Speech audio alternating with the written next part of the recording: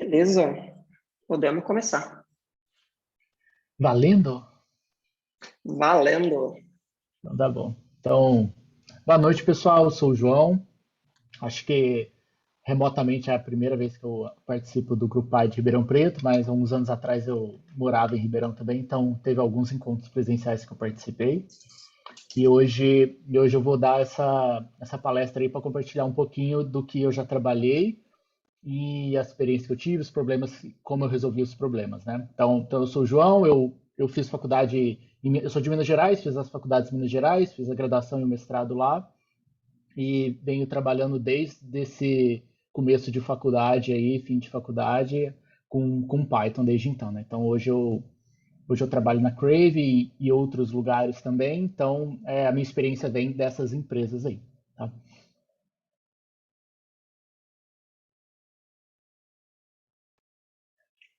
Então vamos lá. O tema dessa palestra são serviços serverless que são orientados a eventos, tá? Então, o que exatamente é isso? A gente tem alguns problemas que podem acontecer quando a gente começa a ter aplicações que elas começam a crescer muito, e esses problemas, a gente tem várias formas de resolver eles, né? E uma das abordagens dela é essa que eu vou passar aqui agora, tá? Como que a gente consegue crescer os nossos sistemas, né? Com saúde, que eles consigam escalar e que a gente não precise ficar ali apertando o parafuso para manter ele no ar em momentos de pico, momentos de baixa, né? Então aqui eu separei alguns problemas que eu passei e provavelmente várias pessoas que já trabalharam com sistemas maiores, que foram crescendo muito rápido, né? Muito comum no ambiente de startup, assim, provavelmente passaram. E quais são as soluções comuns, né? Para esses casos, né? Então, o primeiro problema é, quando a gente tem uma aplicação muito grande, o código dela começa a ficar muito grande e vai ficando cada vez mais difícil de manter, né? Então, aí que surgem os grandes monolitos. Então, você tem ali um repositório gigante, cheio de arquivos e muita gente mexendo, vai ficando difícil e cada vez mais difícil de manter, difícil de achar onde estão as coisas, lento para rodar, lento para testar, lento para colocar no ar, porque o código é muito grande, né? E difícil de encontrar erro, porque tem muita coisa extremamente grudada. Então, para quem já mexeu com monolito, sabe que é um pesadelo, né? E aí, qual que é a solução que sugerem para isso? Vamos então criar microserviço, né? Beleza. Só que na hora que você começa a criar microserviços, surgem outros problemas, né?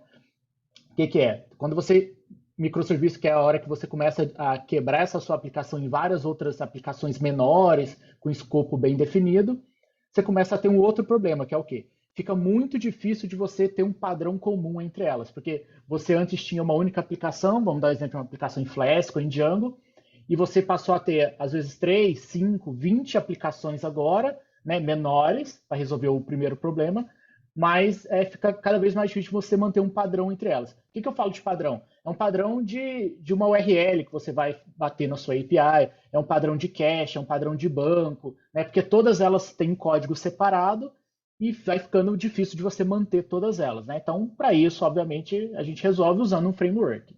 Então, você tenta pelo menos usar um framework comum entre elas, né? Por exemplo, usa Flask em todo mundo, usa Django em todo mundo, porque um pouco desse problema de você ter que garantir que todas elas se comunicam igual, você resolve usando um framework que já tá pronto no mercado, né? Beleza, mas aí na hora que você usa um framework surge mais um problema, que é o quê?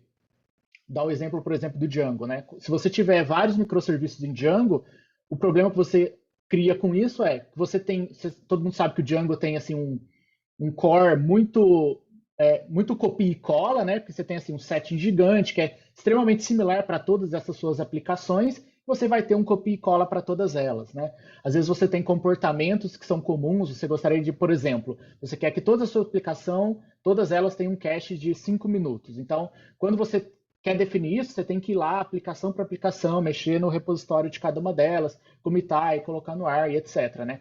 Então, vai ficando cada vez mais difícil de você manter elas iguais seguindo o mesmo padrão, porque é nativo mesmo dos frameworks os settings dele, o config dele. Então, como você resolve isso? Você pode criar uma aplicação core que você compartilha entre elas, tá? Então, são esses pontos em laranja aí que a gente vai abordar aqui. Um outro serviço também um outro problema que acontece também com microserviços é que no início você tinha só um monolito, então era uma coisa para você manter, era um banco, um deploy, um CI, um CD que você tinha que manter, e agora com microserviços você tem muito mais trabalho, você tem que conseguir replicar exatamente esses mesmos processos para todos os seus microserviços. E aí isso é um problema porque você tem que ter alguém por conta disso, né? Então, se você não está na realidade da maioria de ter DevOps, um funcionário DevOps dedicado para isso, então isso é um problema, né? E aí como que a gente resolve? A gente pode usar o IAC, que é quando você define a sua infraestrutura como código. Então você pode definir rotinas programáticas de como fazer deploy, né? Então, quando você dá esse trabalho para um código fazer, uma outra aplicação fazer, você não precisa de ninguém pilotando ali deploy nem nada, né? Você pode simplesmente usar como código, né? Tá, mas e qual que é o problema disso, né? Mesmo você escrevendo como que você faz um deploy ou como que você sobe um banco, né? Tudo isso via código, você ainda precisa de um DevOps, né? Porque é um conhecimento assim um pouco mais nativo do que só um desenvolvedor de API, um desenvolvedor back-end precisa saber, né?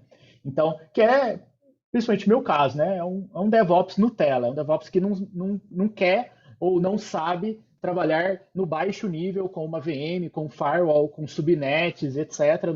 Não sabe ou não quer lidar com todos essa versão raiz do DevOps aí. Então aí a gente apela para usar um PaaS, que é um serviço que vai cuidar disso para você, né?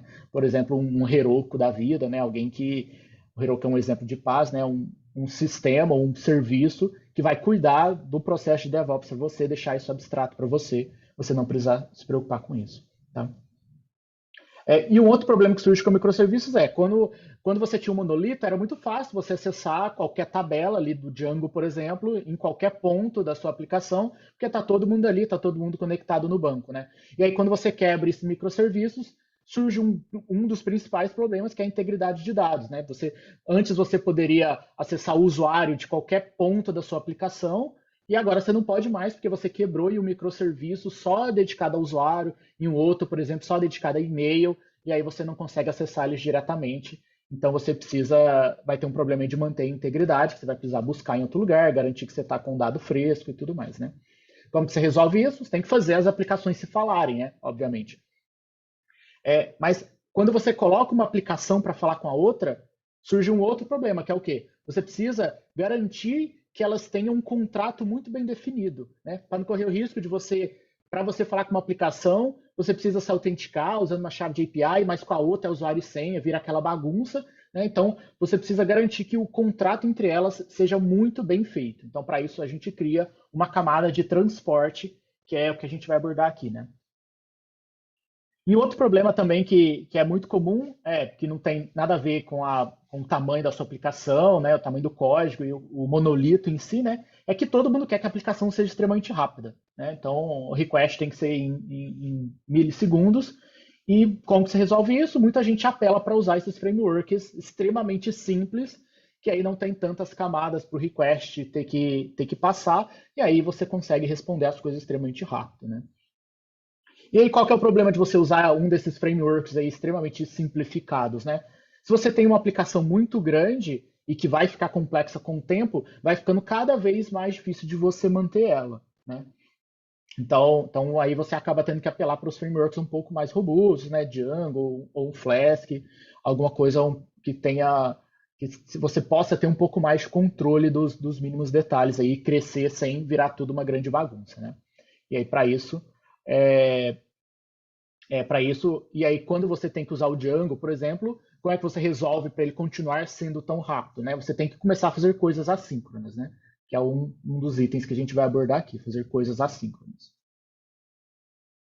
Então, qual foi a abordagem aqui, né? A abordagem para tentar resolver todos aqueles problemas lá que eu marquei como laranja daquele jeito, é a gente fazer os nossos sistemas serverless e que eles sejam orientados a eventos, né? O que é um sistema serverless? E o que é um sistema orientado a eventos? Orientados a eventos é o seguinte, é tudo que acontece no o seu sistema ele assume, ele assina um contrato aí de quem vai desenvolver ele, que é o seguinte, tudo que acontece ele tem que avisar que está acontecendo. Então ele publica isso, ele avisa quem tiver interesse de que alguma coisa está acontecendo, né? Então, os seus microserviços, as suas aplicações, elas param de ficar indo procurar informação e elas passam a ficar esperando alguém avisar, elas passam a ficar escutando eventos para elas saber o que fazer na hora que aquele evento acontece. Isso que é o Event Driven, né? E o que é o serverless? O serverless é quando você não quer se preocupar tanto mais com a sua aplicação e você passa simplesmente a se preocupar com simplesmente como ela vai ser executada. Isso aí é uma transformação do quê?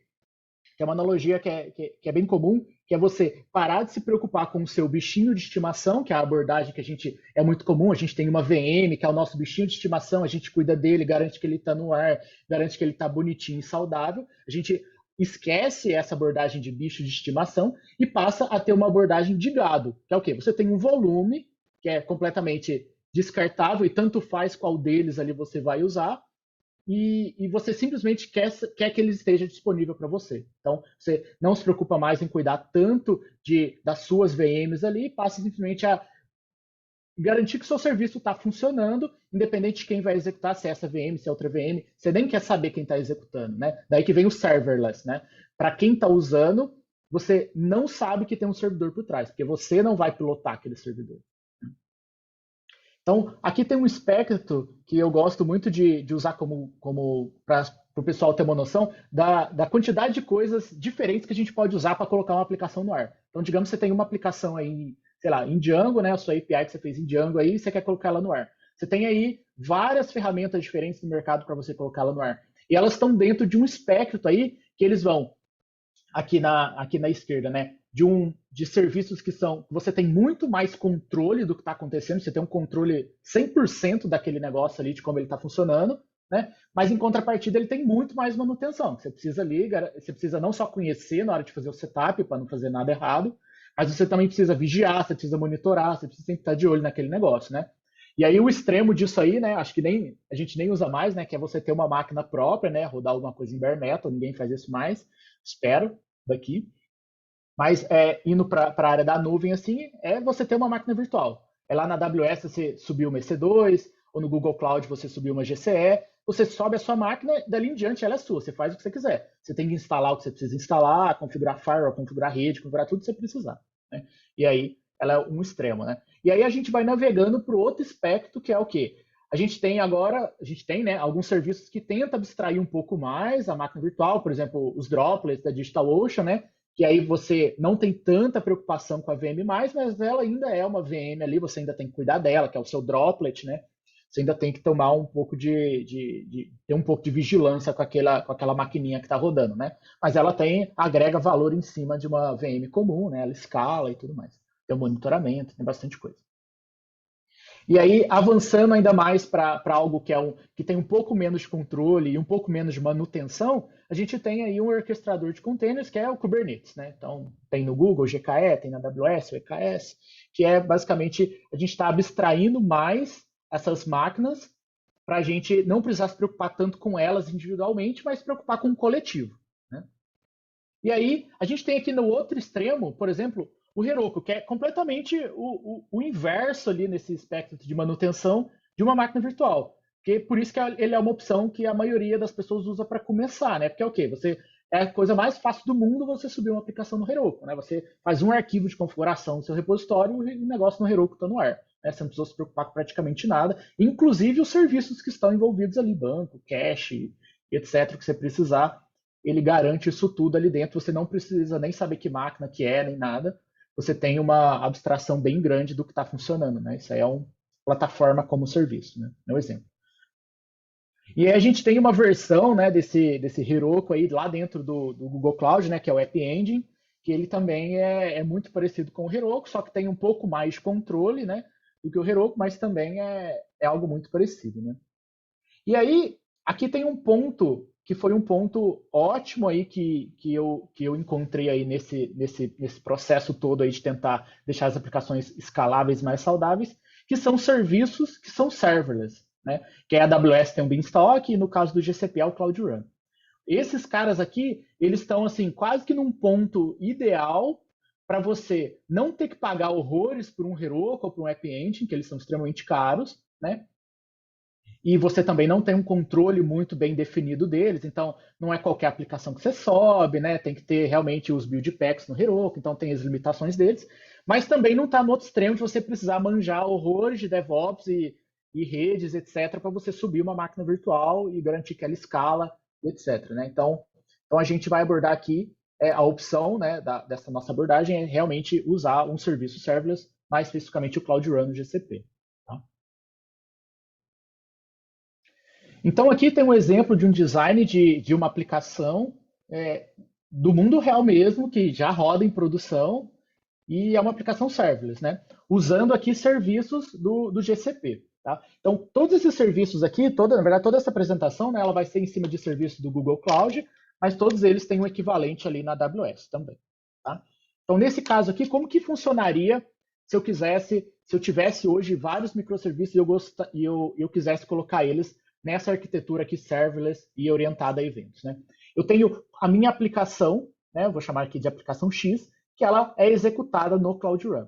Então, o que é o Cloud Run em si? Você sobe a aplicação no Cloud Run, muito parecido com o Heroku, você sobe ela lá no Cloud Run, e a partir daí você ganha uma URL. E aí, tudo que acontece entre essa URL e o seu serviço lá dentro, o Django, por exemplo, você não precisa se preocupar. Vai ter um load balance, vai ter escalabilidade, vai ter monitoramento dos requests, vai ter autenticação. Tudo isso você não vai precisar se preocupar, porque é justamente o Cloud Run que vai cuidar disso. Né? Obviamente, você vai estar pagando a mais do que ter só uma VM, mas você vai ter aí a vantagem de não precisar se preocupar com tudo que está nessa camada aí de rede e de orquestração da sua aplicação. Então, você tem uma aplicação lá.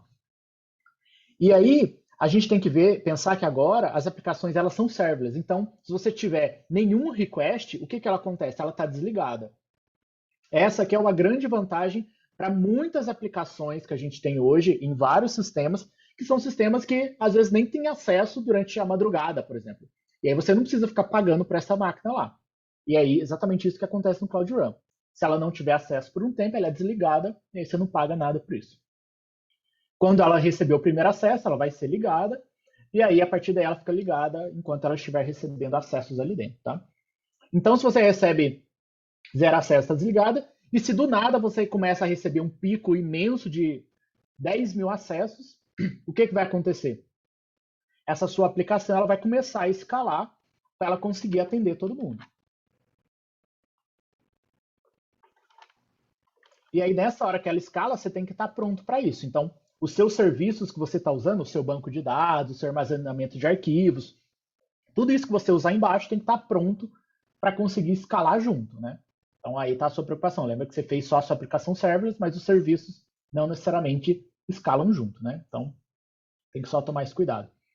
E aí, a gente vai usar outros serviços aqui, mais especificamente o PubSub e Cloud Tasks e Cloud Scheduler, que são 3 serviços que a gente vai abordar aqui, para poder fazer uma comunicação entre a aplicação. E como essa aplicação Y falaria com uma outra aplicação, essa aplicação X falaria com a aplicação Y. 2 microserviços seus. Digamos que esse mexe com o usuário, faz login, etc. E esse outro, sei lá, manda e-mail.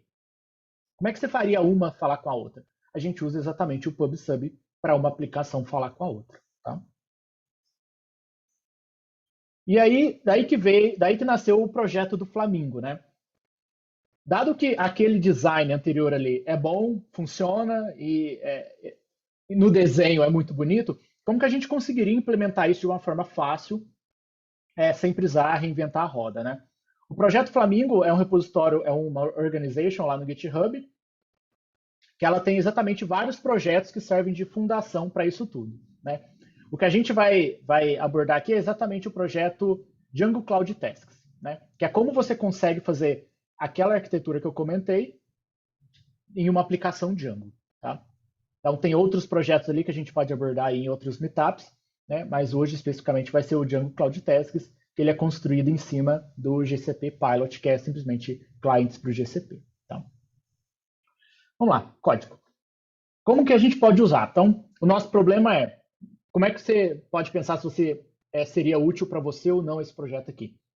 Se você já tem ou gostaria de ter microserviços, né? Se você gostaria de ir para serverless e se você gostaria de ter os seus serviços orientados a eventos, tá?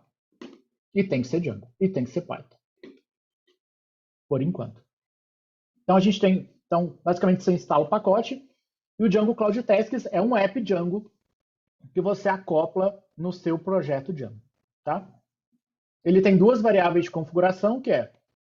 Uma delas é o nome da sua aplicação, porque repara que agora as aplicações elas vão se falar, então elas têm que conseguir se identificar. Então, você precisa garantir que tem o nome da sua aplicação lá no settings dela, né? Pode pegar dinâmico, faz o que você quiser, contando que tenha esse nome ali dentro. E um outro item muito importante é a gente precisa ter a URL da sua aplicação rodando lá no Cloud Run. Por quê? Porque a sua aplicação ela vai começar a falar com ela mesma, que eu já vou explicar como que isso acontece. Então, para isso, a URL que ela está funcionando, que ela está rodando, é muito importante. Então, depois que você subir a sua aplicação no Cloud Run, o Cloud Run vai te dar uma URL e é justamente essa URL que você precisa garantir que esteja na sua aplicação. Ah, mas como que eu vou subir uma aplicação? Mas para ter URL eu preciso subir a aplicação, mas para subir a aplicação precisa estar no settings. Não, você pode subir uma aplicação vazia, ganhar a URL, depois você sobe a sua aplicação Django com URL lá no settings, tá? E depois disso a gente tem ainda que acrescentar as URLs dessa lib no meio das suas URLs. Nossa, mas por que essa lib aqui vai ficar expondo endpoints? Justamente porque os serviços do GCP, que são esses serviços que a gente vai abordar, e no caso o Cloud Run especificamente, o Cloud Run ele só recebe request HTTP. Então, ele não roda nada em background, você não poderia fazer, por exemplo, um worker de salary dentro dele, não roda nada em background, ele só funciona se ele receber requests HTTP. Então, enquanto ele estiver tendo os get, post nele, a máquina está ligada. Tá? Então, por isso que a gente tem que ter URLs, porque para usar aqueles serviços no Cloud Run, essa lib vai expor URLs para a aplicação conseguir falar com ela mesma. Tá? Então, primeiro problema, executar tasks assíncronas. Então, se você tem digamos que você vai fazer um request na sua aplicação e ela precisa processar alguma coisa que vai demorar muito tempo, né? A gente não processa isso durante request, senão quem fez request tem que ficar esperando as coisas terminarem. Então, por isso a gente usa alguma coisa assíncrona, né? Para quem já usou Celery, eu justamente saí do Celery para usar o Cloud Tasks, então ele é extremamente inspirado no Celery. A diferença é que ele não precisa de um broker de banco ou RabbitMQ nem nada, ele usa o serviço do GCP como broker dele, tá? Mas é super parecido aí. Quem já usou Celery vai realmente ver até uns nomes bem parecidos. Então, como que funciona quando você quer executar alguma coisa assíncrona? Você vai pedir, durante a sua aplicação, digamos, sei lá, num Sign ou na Vue lá do Django, você agenda uma task. Você fala para ele, eu gostaria que esse pedaço de código fosse executado assincronamente. Quando você pede isso, você manda isso para o Google Cloud. E aí o Google Cloud coloca isso numa fila. E essa tarefa, o que ela é, no final das contas? Essa tarefa ela só serve para fazer chamada HTTP. Então, o que vai acontecer? A gente vai fazer uma outra chamada na nossa aplicação, dando instruções de qual é a tarefa que alguém pediu para executar sincronamente. Aí vocês podem pensar, mas que negócio bizarro, né? Você já estava executando, por que você mandou um negócio para a nuvem, para depois a nuvem mandar de volta? Porque, lembra, a gente está num cenário serverless. Então, você pode agendar aqui 5.000 tasks de uma vez, e as 5.000 tasks vão cair na sua aplicação que é serverless, e nesse momento a sua aplicação consegue escalar e responder todos eles numa velocidade muito maior do que você executar sincronamente no mesmo request. Então, por isso que a gente faz essa chamada de fora, né?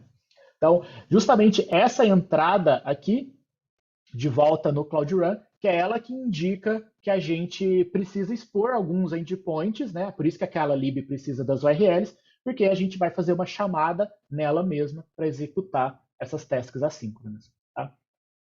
E se eu tiver task que eu gostaria de executar daqui 1 hora? Sem problema. O Cloud Tasks também você pode agendar e falar que gostaria que executasse exatamente na hora tal. Então, isso aqui ele já suporta se você precisar atrasar a task, alguma coisa assim, né?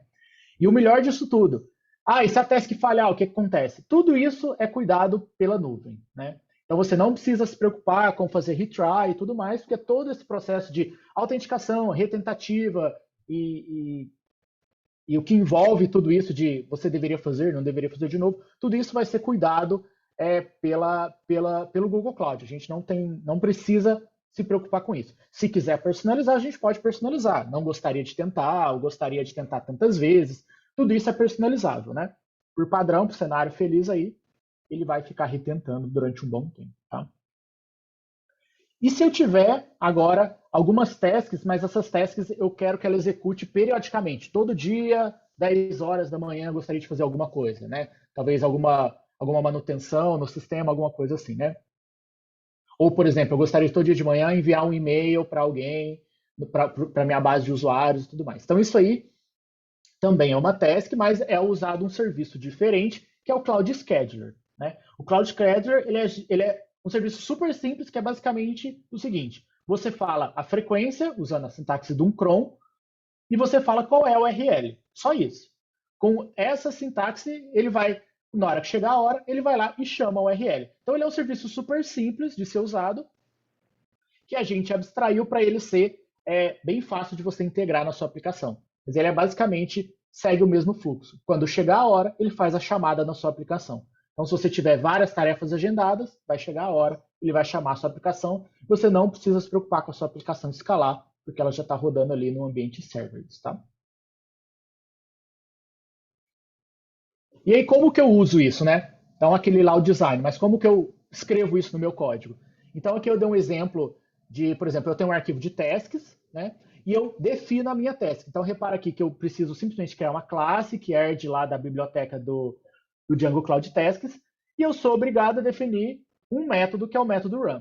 O método run, você coloca os parâmetros que você quiser. Então, fica a critério seu quais são as informações que você precisa para executar essa tarefa assíncrona. Então, digamos que essa aqui seja uma tarefa que eu gostaria de mandar um e-mail de boas-vindas, né?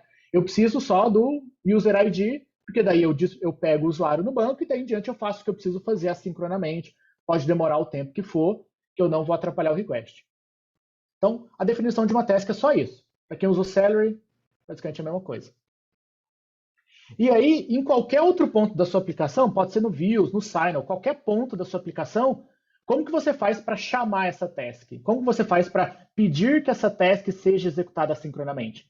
Você instancia a task, usa a sintaxe do delay, que você gostaria de que ela fosse executada sincronamente e não exatamente nessa hora, e você passa os parâmetros. Então, repara, o parâmetro que vai aqui é o mesmo que você espera receber lá, e aí, exatamente nessa chamada, ele vai agendar a tarefa para ser executada pelo Cloud Run ou provavelmente uma outra instância do Cloud Run assincronamente. Então, você não precisa fazer toda essa tarefa custosa no meio desse fluxo, você já pode responder o request na hora, falar, beleza, fiz, dá 200, e você espera que essa sua task seja executada em algum momento assincronamente.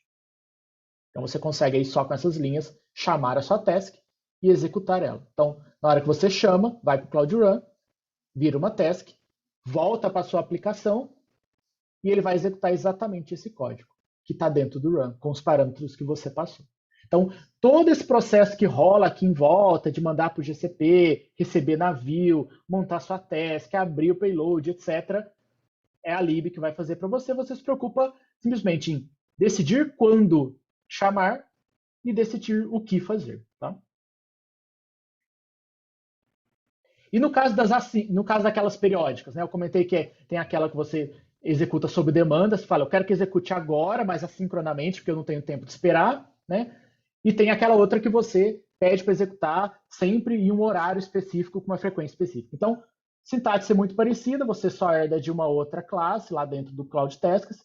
Você é obrigado agora, além daquele run, que é igualzinho de antes, né? O que você gostaria de executar na task? Você coloca aqui nesse miolo, né? Aqui eu dei um exemplo de pegar um usuário, né? Só para dar um exemplo que você está num contexto do Django mesmo, você pode acessar o que você quiser, né? Com os parâmetros que vieram.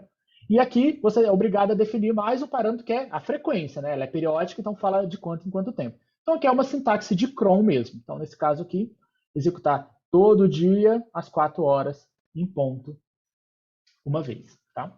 Então uma sintaxe do cron. Também super parecido com as schedule tasks do Celery lá, tá? Aqui só tem um outro probleminha. Repara que antes a gente chamava a hora que a gente queria executar, mas agora ela é periódica, né? Então, sem ela ser chamada a primeira vez, a gente precisa registrar ela lá no Cloud Scheduler. Então, tem uma etapa que é a etapa que você prepara essas tarefas lá dentro do Cloud Scheduler. Porque quem vai tomar a iniciativa não é você mais no seu código, igual era antes. Quem vai tomar a iniciativa agora é o Cloud Scheduler. Então, essas coisas, essas suas tarefas precisam estar agendadas no Cloud Scheduler. Então, por isso, tem um comando lá de manage.py que ele agenda as suas tarefas, tá? Então, isso aqui pode ser executado no momento do deploy, junto com o momento que você faz, às vezes, um collect static, ou que você faz um migration, executa junto isso, que é basicamente a mesma ideia por trás. Você está preparando o ambiente para o seu código ser executado, tá? Então, também é sintaxe super parecida. A vantagem disso tudo é, você não precisa se preocupar com o que está rolando na nuvem, você se preocupa simplesmente em o momento de chamar e o que fazer, tá? O que acontece por trás? Só para quem tem curiosidade. Repara que aquele fluxo que eu mostrei, agora eu destrinchei ele nesses pedaços em verde, que são os pedaços que é a lib que cuida disso para você, né? Então, repara que na hora que você agenda uma task, você se preocupa em fazer um ponto delay, né? Você tem o código lá do que executar, e na hora de chamar, você faz ponto delay e chama ela. Isso vai para o Cloud Tasks, que entra numa fila, e a fila chama a sua aplicação em um endpoint. Lembra que Cloud Task, Cloud Scheduler e o seu Cloud Run só sabem lidar com HTTP, eles não sabem lidar com outro protocolo, tipo igual o Redis tem filas, igual o RabbitMQ tem filas, né? Então ele só sabe HTTP. Então a única opção dele é chamar a sua aplicação em um endpoint. Então, repara que aquelas URLs que você registrou é justamente para a sua API, para o seu serviço Django aí, ele ter um endpoint, ele ter uma URL que o Google Cloud consiga chamar para falar, alguém pediu para executar essa task, né? É exatamente isso que acontece aqui. Ele chama o seu endpoint com as instruções para falar para ele qual task gostaria de executar. Então, aí ele passa para um roteamento para encontrar qual é o pedaço de código que tem a task que você pediu, que alguém pediu para executar, né? Então, ele prepara a execução e chama o seu run. Então, aqui em diante é sua responsabilidade, que aí é a lógica de negócios que você quer dar, né? Tudo que aconteceu aqui, que é justamente lidar com o request em si, é a lib que vai cuidar. Então, qualquer erro que você retornar aqui dentro, se você lançar uma exceção, qualquer coisa desse tipo, ele considera que falhou, responde para o Google Cloud que não deu certo aquele request, e é assim que o Google Cloud sabe que ele tem que retentar. Então, dentro do seu run, se você quer que falha, é só lançar uma exceção ali dentro, qualquer exceção, que a gente responde para o Google Cloud que não deu certo e ele vai retentar. Tá? Se você terminar a sua execução normal sem exceção, a gente vai responder 200 lá para o GCP, e o GCP vai falar, beleza, foi finalizada, ele tira a task da fila e considera ela como concluída. Tá? No caso das tasks periódicas, muito parecido. Então, só para vocês verem que ele faz exatamente o mesmo fluxo de voltar, bater no seu endpoint. Tá? Isso aqui é para você saber o que a lib está fazendo na sua aplicação. Beleza, então as tasks e as tasks periódicas resolvem um problema de eu gostaria de executar coisas assíncronas na minha aplicação e eu preciso que isso seja executado de uma forma fácil de implementar, sem precisar reinventar a roda. Então, qualquer coisa assíncrona que a sua aplicação precise fazer nela mesma, aquelas duas tasks funcionam. E o que acontece quando você precisa que a sua aplicação avise outras aplicações? Aqui vem o pedaço do Event Driven, né? Você quer que a sua aplicação avise outra aplicação que alguma coisa aconteceu. Então, para isso, a gente usa o PubSub. Tá? Então, o PubSub do GCP é muito parecido com qualquer outro PubSub. A diferença é que ele é um tipo específico de PubSub, que é o tipo de PubSub de tópicos. Né? Como que funciona um tópico? O tópico é assim, você coloca uma mensagem em um tópico. Então, vou dar um exemplo. Digamos que você salvou um usuário, né? Criou um usuário novo. Você coloca uma mensagem em um tópico de que o usuário X foi criado. E o que acontece com essa mensagem nesse tópico? Né? Imagina que é uma sala de espera. Por quê? Porque ele tem que ver se tem alguém interessado. Se não tiver ninguém interessado naquela mensagem, ele joga fora e segue a vida. Mas se tiver alguém interessado, digamos aqui que esse outro serviço Y está interessado nas mensagens desse tópico, o serviço Y precisa criar uma inscrição no tópico. Quando ele cria uma inscrição, ele está deixando claro que eu gostaria de receber mensagens que chegarem nesse tópico. Né? Então, imagine isso aqui como um roteador e isso aqui como um destino. né? Então, é graças ao PubSub que a gente consegue que uma aplicação coloque uma mensagem, pode ser qualquer coisa, em um lugar, aqui já está lá dentro do PubSub, lá dentro do GCP, e o GCP cuida de mandar isso para outra aplicação que tem interesse. Quando isso chega na outra aplicação, ele chega em uma URL na outra aplicação. Ah, mas é tudo URL? É, tudo URL. Cloud Run é só HTTP. Tá? Então, por isso que também tem URLs, também tem endpoints aqui na sua aplicação para receber notificações de coisas que chegam no PubSub. Tá? Então, a grande vantagem do PubSub é você simplesmente manda coisas para um tópico e você não precisa se preocupar se tem alguém interessado ou não. Quem vai cuidar disso é o Google Cloud. Tá? E aí, por outro lado, no cara que tem interesse, ele demonstra o interesse e aí ele só fica esperando chegar as mensagens. Tá?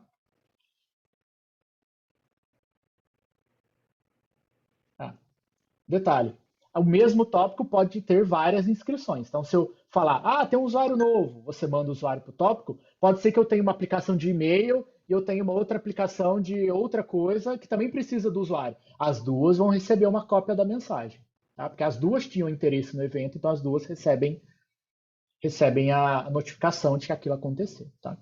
Como que isso é implementado usando a libzinha lá que eu comentei do projeto do Flamingo, tá? A gente tem aí, agora, mais um tipo de task, que é a task de publisher, que é a task que cuida de publicar coisas. Então, aqui é um design que eu uso, que é o quê?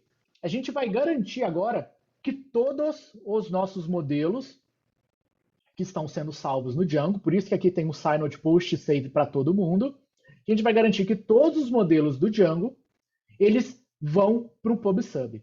Ah, mas eu vou publicar tudo lá? Vai publicar tudo. Ah, mas por que eu não publico só o que a outra aplicação quer receber? Justamente porque a ideia é a gente isolar quem tem interesse de quem quer publicar. Então você publica tudo, assim, qualquer aplicação que tiver interesse, ela só precisa se inscrever. Já está sendo publicado, tá? Então, como que a gente faz? Primeira parte, a gente cria uma task. De novo, a gente só precisa definir o run, tá? E o que que a gente acontece no run? No run, a gente vai montar a mensagem que vai para o PubSub. Então aqui a gente tem que fazer, a gente precisa passar 3 parâmetros, que é o quê? Qual é o nome do tópico? Né? Repara que os tópicos lá precisam ter nome. Então, é uma boa prática você talvez dar o nome do modelo, né? É user, então manda user aqui. Você precisa passar também a mensagem, que é o que vai no corpo, é o conteúdo, né? Então, você vai passar uma mensagem ali dentro que a gente vai receber por parâmetro bem genérica, tá? E você também tem a opção de mandar atributos, que são metadados. Não faz parte do corpo da mensagem, mas ele imagina que ele fica assim num cabeçalho que o cara que vai se inscrever pode querer acessar aquilo. Ao invés dele abrir a mensagem e ver o conteúdo, nesse caso aqui, por exemplo, acessar realmente os atributos do seu modelo, o nome do usuário, o e-mail, etc., ele pode usar o cabeçalho, talvez, para tomar a decisão. Nesse caso, eu uso os cabeçalhos para mandar um evento. Tá? Mas que evento é esse? Aqui no post save que a gente define esses parâmetros. Então, como eu comentei, esse design aqui, por exemplo, é a ideia do quê? Da gente publicar todos os modelos. Tá? Se você, eu quero publicar só um, beleza, usa a task aonde você quer publicar. Tá? Mas quer publicar todos? A gente pode fazer um signal que publica todos os modelos. E aí o que, que eu faço? Eu transformo o meu modelo, a instância do meu modelo, em um dicionário, né? Então já tem aqui a própria helperzinho lá dentro do Django, model to dic, transformo ele em um dicionário, porque precisa trafegar em JSON, transformo ele em dicionário. Isso vai ser a minha mensagem. Então, o cara que vai se inscrever nesse evento, se ele abrir a mensagem, ele vai ter ali dentro o meu modelo no formato JSON. E eu vou mandar um evento junto. O que, que é o evento? Eu vou mandar a string created, se eu criei ele agora, ou updated. Tá? Lembra que esse evento eu estou mandando como um metadado, como um atributo, por quê? Na hora que o cara vai se inscrever, ele pode decidir se ele quer tratar só quem foi criado ou só quem foi atualizado. Então, ele consegue acessar isso rapidamente no cabeçalho, tá? No atributo. Eu estou mandando adicionalmente aqui a minha entidade, que eu pego simplesmente o nome do meu modelo de uma forma bem genérica, para ele ser o nome do meu tópico, tá? Então, nesse design, o que acontece? Qualquer modelo publicado vira um JSON e é publicado por um tópico que tem o mesmo nome do modelo. Então, vai tudo para dentro do PubSub. Nossa, mas por que eu vou publicar tudo? Justamente porque é uma arquitetura orientada a eventos. Eu quero notificar todo mundo do que está acontecendo aqui dentro. Né? Beleza. E a outra metade? Como é que o cara se inscreve nessa informação? Até aqui, eu mando para o PubSub, eu mando para o tópico. Agora a gente vai fazer a outra metade, a aplicação que está tentando receber atualizações, tentando receber eventos, por exemplo, ali do usuário. Né? Então, como que eu faço isso? Agora eu tenho o quarto e último tipo de task, que é a task de subscriber. Task de subscriber, você precisa definir 3 coisas. Primeira coisa, qual é o nome da entidade? Né? Qual é o nome do tópico que está ali dentro? Né? Para ele saber quem ele está escutando, quem ele está esperando. Né?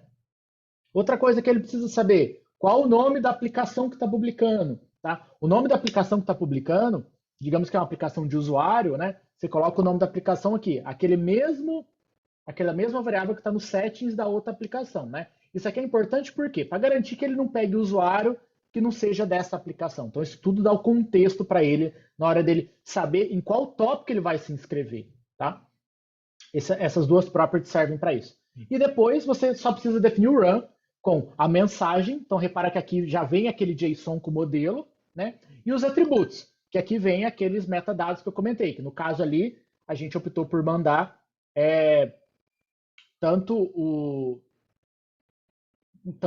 mandar o evento ali dentro. Então, aqui dentro, por exemplo, vai ter um campo event, tá dentro dele created ou updated. Então, dentro do run, você faz o que você quiser. Repara que daqui em diante é sua lógica de negócios. É o que você quer fazer quando você receber um evento de que um usuário foi criado. É nesse momento aqui.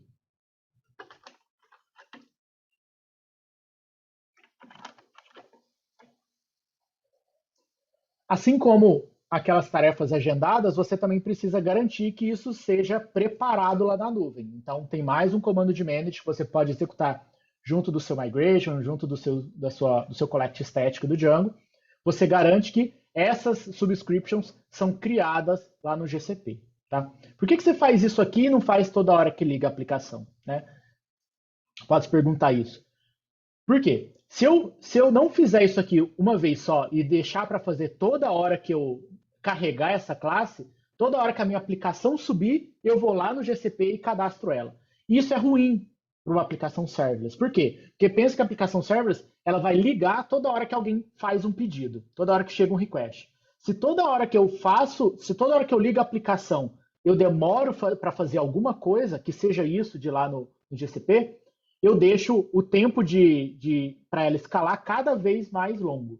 Então, a ideia, um cuidado muito forte que a gente tem que ter com uma aplicação que vai rodar serverless, é que a aplicação tem que ligar extremamente rápido. O Django tem que mostrar aquele lá, aceitando requests lá, extremamente rápido. Se você fizer qualquer coisa no seu setup da app, carregar algum sign ou fazer algum preparo ali via código na hora que a aplicação está ligando, você compromete muito a escalabilidade dela. Então, por isso que a gente faz o máximo de preparo possível na hora que a aplicação está subindo uma nova versão, né, do que toda hora que ela está ligando. Né? Repara que, ao contrário de um Heroku, ou de um DigitalOcean, ou algum sistema que você cuida da VM em si, aqui você está subindo a sua aplicação várias vezes, mesmo sem ter feito um deploy novo. Né? Porque ela vai desligar e subir toda hora que chegar um request. Então, resumindo aqui,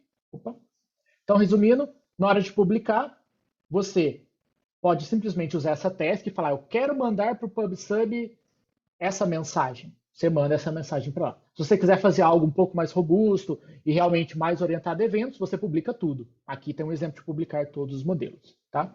Mas fica à vontade para usar só a task e publicar só o que você quer publicar mesmo. Tá? E aí, do outro lado, a gente tem o carinha esperando chegar os eventos. Então, essas partes se complementam. Repara que se eu tiver só a primeira, as coisas vão para o tópico. Se ninguém tiver inscrito, vão ser jogadas fora. Na hora que eu crio esse segundo, na hora que eu crio o subscriber, a subscription é gerada e aí tudo que chegar no tópico chega aqui dentro. E aí, assim como as tasks sob demanda e as periódicas, eu só preciso me preocupar com a minha lógica de negócios, né? Tudo que está sendo executado por trás, que é muito parecido com esse aqui, né? Chamada navio, preparo do body, autenticação com o GCP, tudo isso, eu não preciso me preocupar aqui mais. Ah, mas é seguro? Falando de autenticação. Ah, mas é seguro esse negócio tudo trafegando? É. Por padrão, a lib vai subir tudo autenticado. Então, na hora de mandar coisas para o Cloud Scheduler, é tudo com autenticação e com o usuário da sua aplicação. Lá no GCP a gente tem a possibilidade de criar um e-mail dentro do projeto para uma aplicação, chama Service Account. Então você tem um controle muito, você acha até que é um usuário, porque ele tem um e-mail, mas é um e-mail lá, @gserviceaccount, que é a sua aplicação. Então você basicamente cria um usuário máquina para a sua aplicação, e é esse usuário que você vai dar permissão para fazer o que você quer que ele faça, que no caso aqui é falar com Cloud Tasks, falar com Scheduler. Então tem tudo aqui roda por padrão autenticado. Então essas chamadas, e aí então esse endpoint aí que a lib vai expor, ele está autenticado? Tá, porque ele vai chegar no Cloud Run e o Cloud Run é autenticado por padrão. Tá? Beleza, subscriber. Tá bom, para finalizar, eu falei de Event Driven, mas quais foram os eventos que a gente está usando aqui agora? Quais são os eventos que a gente está usando? A gente está usando eventos para a aplicação falar com ela mesma, que são aquelas tasks, e estamos usando eventos para a aplicação falar com outra, que é o PubSub. Então, a gente já tem aí dois tipos de eventos, com ela mesma e com outras via PubSub. Né? Ah, mas PubSub eu já usava, isso aí não é orientado a evento. É orientado a evento, mas a gente pode fazer mais do que isso. Né? A gente tem alguns eventos mais avançados que foi lançado recentemente, alguns meses no GCP, e a AWS também está lançando algo muito parecido, se é que não já lançou. Né? Repara que todos esses eventos que a gente fez, quem lança os eventos? É a gente que teve que fazer o código e falar, eu quero fazer uma task, eu quero mandar essa mensagem para o PubSub. Todos foram mandados pela nossa aplicação porque a gente codou assim. Esses próximos eventos, que eu vou mostrar agora, são eventos que não é você que lança, mas é o próprio GCP ou a própria AWS que lança os eventos. Né? No caso do GCP, isso se chama Event Arc. Então, se você procurar lá nas documentações lá, o Event Arc é o quê? É toda uma camada que existe no GCP, você pode pedir para ele mandar eventos para alguém. Né? Vou dar um exemplo real disso. Digamos que você tem uma aplicação lá que ela está recebendo, que ela vai receber dados, né? Ela vai receber requests, por exemplo. E aí, digamos que você tem, às vezes, uma outra aplicação, você tem uma pessoa ou qualquer outro serviço que está escrevendo arquivos no storage, né? O Cloud Storage é o equivalente ao S3. Então, tem alguém escrevendo arquivos lá num bucket. E aí você pode fazer o seguinte, você pode falar assim, toda hora que chegar um arquivo ali, ou que alguém mexer num arquivo nesse bucket, me avisa. Então, repara que quem está mandando o evento não é você mais, é a nuvem que está mandando. Você só configurou, você só falou para ela, chegou um arquivo aqui, avisa a minha aplicação. E aí você precisa só implementar o endpoint que vai receber, porque isso aí é meio manual ainda, né? A nossa lib ali ainda não faz isso, né? Mas está em vias de, que é justamente para configurar esse tipo de evento. Então, repara que esse foi um dos exemplos. Chegou um arquivo num bucket, avisa a minha aplicação que eu quero informações desse arquivo para eu tomar uma decisão. Digamos, por exemplo, que eu vou carregar vários arquivos JSON de usuários num bucket e eu gostaria que a minha aplicação importasse. Então, eu posso fazer um endpoint na minha aplicação que consegue receber um arquivo. E reparo que eu não estou fazendo upload para a minha aplicação. Eu estou fazendo um bucket. O Google está avisando a minha aplicação que chegou um arquivo lá e a minha aplicação processa. Né? Então, esse é um dos exemplos. Além desse de arquivos, tem outras 90 fontes diferentes que você pode usar. Justamente por quê? Porque pode ser, inclusive, baseado em log. Então, você consegue fazer qualquer maluquice possível. Inclusive, notificar uma aplicação quando der erro em outra. Se você fizer uma detecção de log na aplicação, quando der erro, notifica outra, você pode fazer isso aqui dentro também. Então, você pode fazer qualquer maluquice, dado que você tem acesso aos logs de tudo que está acontecendo no seu projeto no Google Cloud. Então, qualquer coisa que aparece ali pode se tornar um evento para você notificar a sua aplicação. Então, repara que a gente foi de 0 a 100 muito rápido, né? A gente foi de eventos que a gente mesmo manda, tudo sob o nosso controle, até uma escala inimaginável de qualquer coisa que acontece na nuvem eu posso usar para notificar, né? Então, isso aqui é só para vocês terem um gostinho de que dá para ir bem longe ainda, tá? Com isso tudo. E é isso. É isso aí, pessoal. Temos vagas na Crave. Deem uma olhadinha aí, vamos candidatar. E está aberto a perguntas.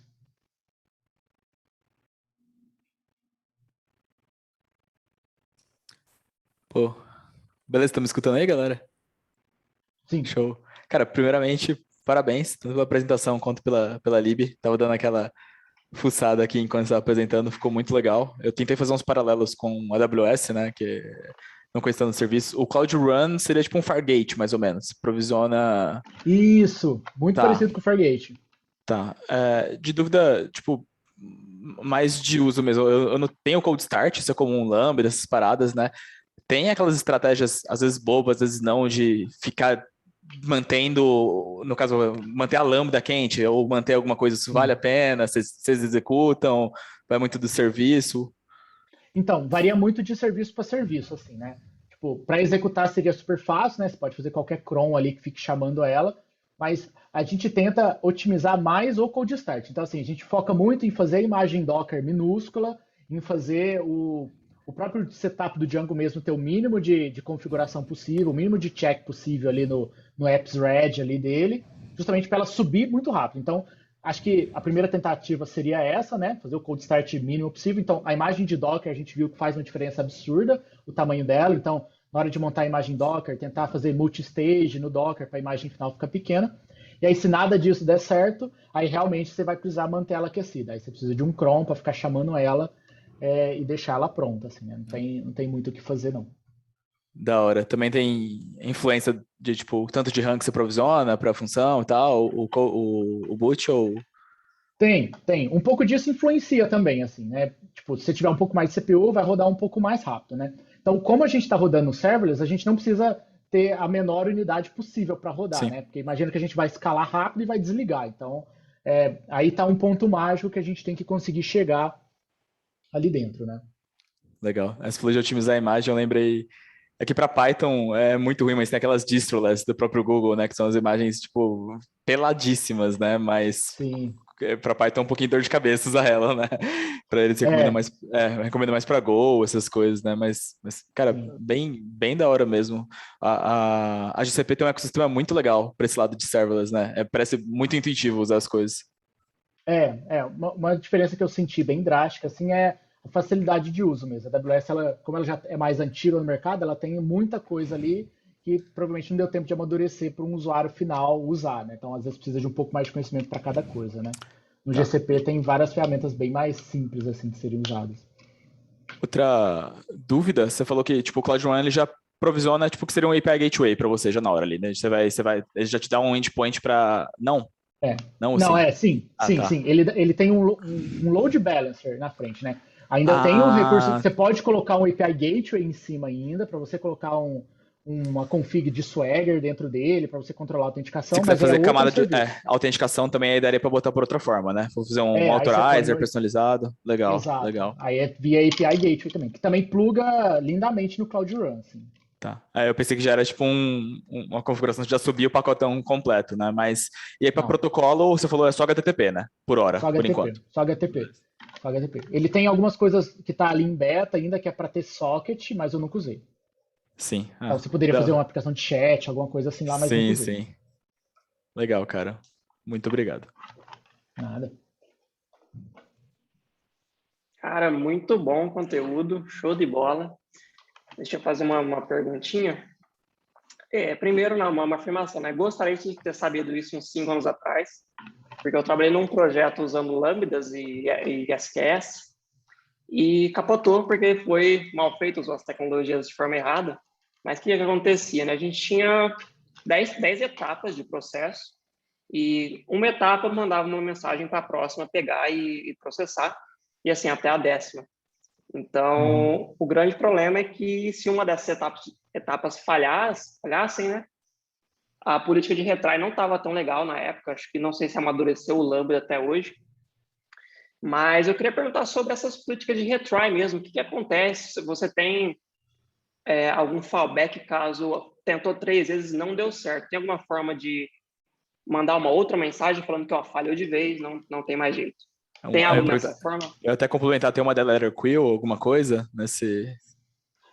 No Tasks não, né? No PubSub tem Death Ladder lá. Você pode configurar lá. No caso de Tasks não, mas ele gerencia os retries. Então você tem acesso a qual é a tentativa que ele está fazendo, né? E você, digamos, você quer fazer por tasks. Essa task tenta 5 só, né? Aí você teria o controle dentro da sua task de poder acessar o retry e falar, não, tá na terceira, retorna 200 porque eu não quero fazer nada e toma outra iniciativa por sua conta, assim. Ele em si, ele não tem um fallback de nada, ficaria ao seu controle. Porque o serviço em si é simples, ele vai fazer request, assim, o serviço é extremamente simples, né? O código em si, a lógica está com você.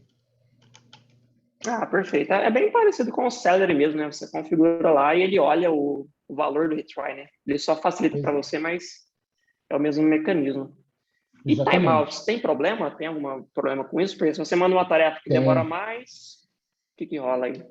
Tem alguns problemas assim, né? O primeiro problema que você vai notar é, por exemplo, como você está fazendo todas as chamadas HTTP, inclusive de um request que demora milissegundos e de uma task que pode demorar às vezes 20 segundos, né? Por exemplo, se você tiver algum monitoramento de tempo de request, você vai estar tudo meio misturado, né? Vai ter endpoint de 20 minutos e endpoint de milissegundos. Então você tem que tomar esse cuidado com cada um deles. Então você pode controlar isso via Django, tipo, no Django eu gostaria de rejeitar o request por algum tipo de timeout, senão todos eles vão executar do mesmo tempo. Então você corre meio que um risco aí de só porque você tolera 10 minutos de task, você vai tolerar 10 minutos de um get aleatório de usuário, entendeu? Então você tem que tomar esse controle por fora. Né? Aqui, por exemplo, para te mostrar a latência. Né? Então, isso aqui, como eu comentei ali, né, a gente já tem aplicações reais rodando com isso, né? Já são 3 empresas hoje rodando as aplicações, né? A maior delas tem 30 e poucos microserviços, e aí todos eles rodando no Cloud Run para vocês verem como as coisas realmente funcionam e realmente escalam. Né? Então, PubSub funcionando, mensagens por segundo. Aqui já pus uma janela de um dia para ver como. E o mais legal é você ver aqui, por exemplo, as filas, né? E o mais legal é você ver ela escalando, que é essa daqui de baixo, que tem a quantidade de unidades que está rodando. E aqui, instâncias. Então aqui, ó, é cada uma das aplicações, cada aplicação é uma cor dessa, e aí você vê como elas aumentam e diminuem a quantidade de acordo com a demanda que ela está tendo. Então, aí que vem o DevOps Nutella, né? A gente não está preocupado com isso, que é só que ela escale e funcione, né? Então dá para ver os momentos de pico e de queda aí à noite. Então, para a gente lá, a gente saiu de uma estrutura de VMs mesmo, que é algo muito parecido com Kubernetes, assim, para algo desse tipo, e a economia foi considerável, assim, na conta final aí de 30%, pelo menos. Legal. Muito bom esses gráficos. Manda ver.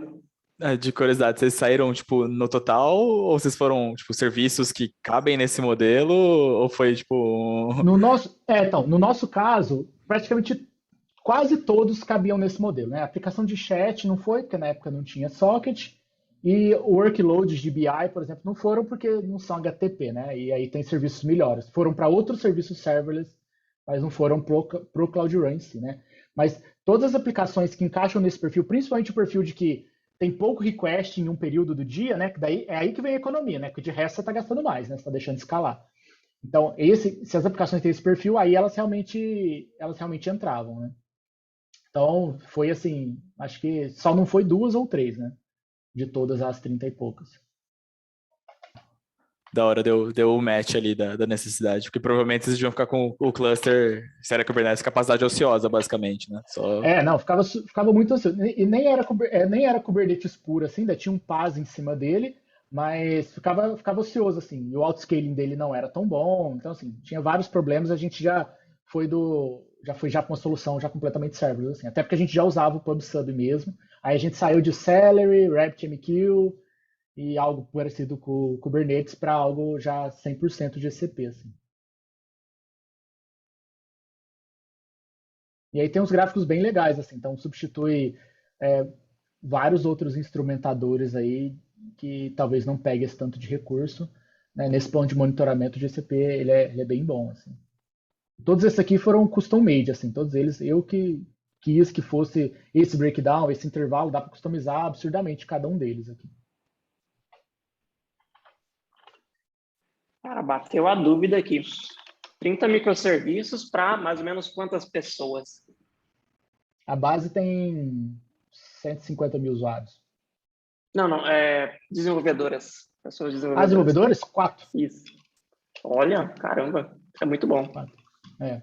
Por isso que tem o outro projeto no Flamingo, né, que a gente não abordou aqui, que é o Flamingo Run, que é justamente o nosso DevOps automatizado, né? Então, assim, todo esse processo de fazer esse setup, preparar as aplicações, subir elas no Cloud Run, né? Tem as etapas de build que acontecem, que são várias etapazinhas, e aí é ele que cuida disso, que é justamente para a gente não precisar reinventar a roda para cada um deles, ele automatiza esses fluxos. Então, aqui, por exemplo, isso aqui é o CD, né? Então, são 9 etapas para rodar, que incluem em fazer build de Docker, fazer migrate, static, aqueles manage que eu comentei na apresentação e preparar, né? Nas aplicações mais novas, a gente tem as etapas adicionais de API Gateway, configurar API Gateway, mandar o Swagger para lá, personalizar ele, etc. Então, isso tudo já tem hoje já rodando dentro do Flamingo Run lá. Ele só precisa ficar um pouco mais amigável aí para o usuário final, mas já funciona.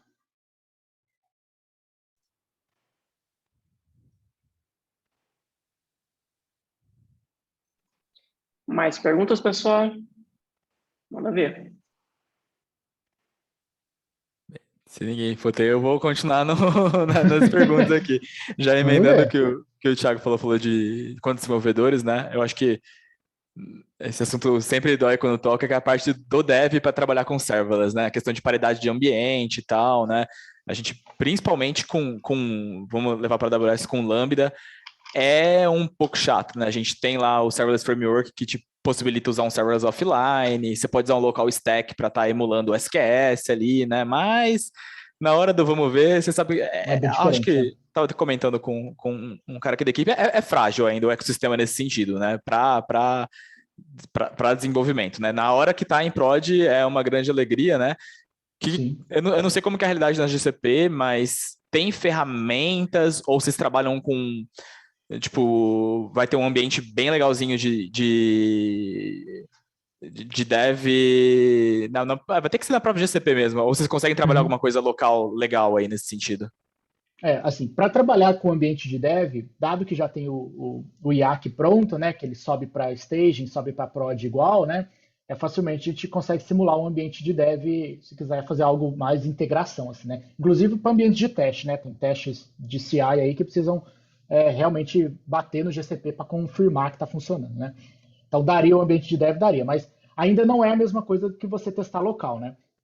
Para testar local, tem libs também para simular o Cloud Run local rodando, mas que nem você comentou, não é a mesma coisa, né? Porque quando a aplicação ela roda bem diferente quando ela está dentro do GCP, justamente por conta da rede que ele está lá, né? Quando ele está dentro da rede do GCP, ele consegue saber quem ele é, consegue se autenticar com mais facilidade, e tudo isso você não consegue simular na sua máquina.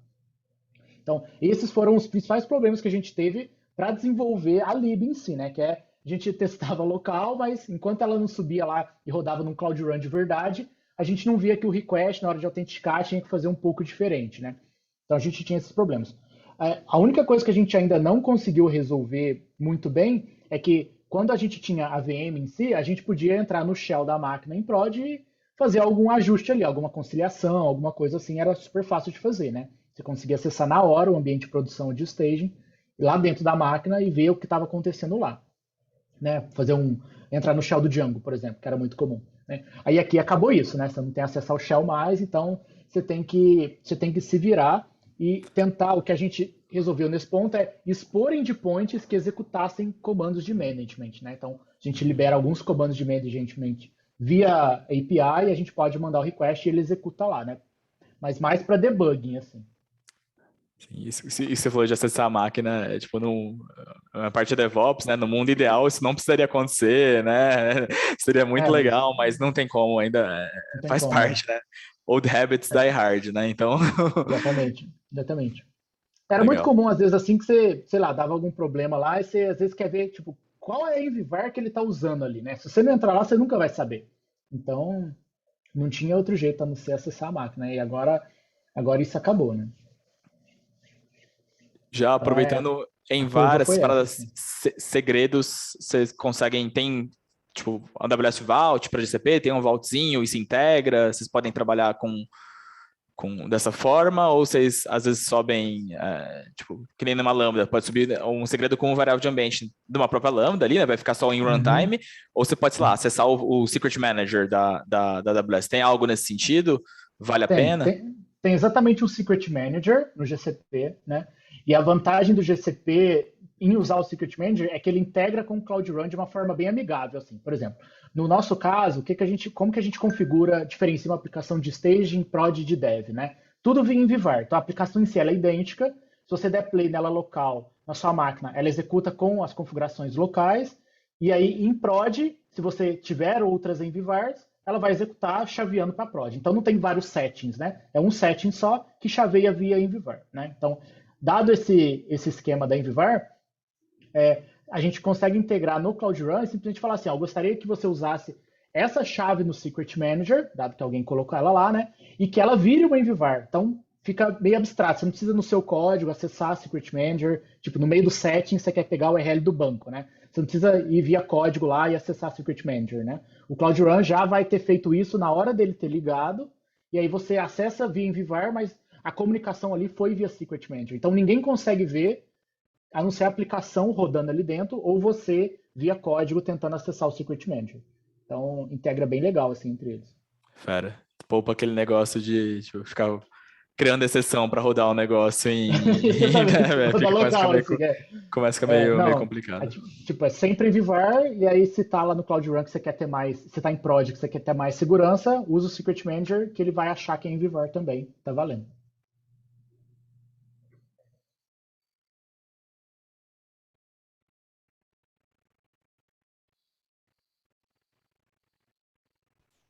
Cara, eu perdi o comecinho aqui, depois acho que o Thiago vai disponibilizar aí a gravação, eu vou rever. Mas é só para eu. Acho que eu peguei o contexto aqui no começo, mas isso é uma lib que vocês desenvolveram, é isso? Essa do Django. Isso, é uma lib que a gente desenvolveu e a gente já está usando aí em alguns lugares já, e já tem 3 E empresas aplica. usando aí. E ela aplica direto só com a GCP. Isso, hoje ela é só direto Tá, com o GCP, para beleza. task assíncrona e comunicação para web. Tá bom, bem legal. Eu nunca tinha visto nem o Dash do GCP. Meu Deus, a Amazon podia aprender algumas coisas com eles, né? De UI. Sim, com certeza. Caceta. Eu acho todos ruins, cara. Acho que o pior. Acho que o da Amazon é o pior, Não, mas eu não, nunca, não. nunca. Eu não disse que é ótimo, mas existe o ruim e existe o pior ainda, né? Não, tem o da Com Azure certeza. também, que desculpa se alguém aqui usa, mas pelo amor, aí é sofrência já. Também não dá. Também não dá. Show. Muito bom, cara. Muito legal.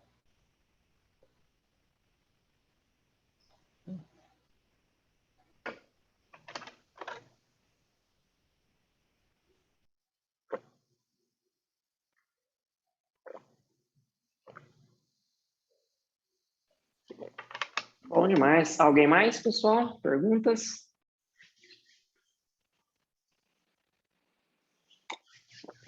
Show.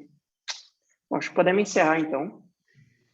Muito obrigado, foi muito legal. Valeu demais. Valeu vocês. Volte sempre. Obrigadão. Obrigadão por ter vindo. Vamos marcar outros aí. Sim. Valeu, cara. Beleza. Foi muito rico mesmo, muito da hora. Parabéns. Obrigado, gente. Bom.